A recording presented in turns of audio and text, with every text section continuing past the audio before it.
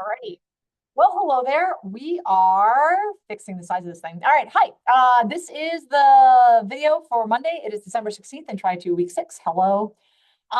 This is information about messenger RNAs, and I did not do a great job here. These are supposed to be primes, but this is the best that I can do right now with the technology I have to show you that. So only E blank messenger RNAs have a blank prime blank and a blank prime blank. If that's hard, you can take a look at this transcription pogle. That's where you're going to find those answers, or you can watch the 6.3 videos. Today, we're thinking about how cells synthesize polypeptides and convert them to functional proteins. And I showed this like magnificent thing from MyHeritage. So Paul Berg really wanted to, the students came to Paul Berg and were like, wouldn't this be excellent? It's a whole wild thing in which, well, you'll just have to watch it if you weren't here. But it's part of my cultural heritage. It was filmed at Stanford, and now it's part of your problem. So our current story is about transcription and translation, right?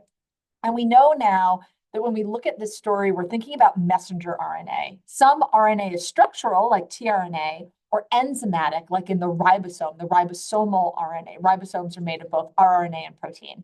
And you know that RNA can be enzymatic and structural in addition to carrying information because you did the RNA world assignment way back when. So when we look at this set of ideas, you know now that transcription is how you get cell specificity in a multicellular organism and how you get responsivity to changing environments, even if you're a one-cell organism, right? The ability to make those changes. Translation is how you actually get flesh. It's like how you actually get oak trees or sloths or slugs. That's how you end up actually making those proteins. So if you were not here today, you've got two options.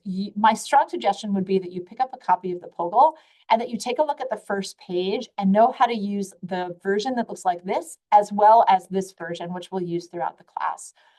There's a question on that assignment that asks what it's like if you are doing this process, but you don't have a nuclear membrane to separate the DNA and the RNA.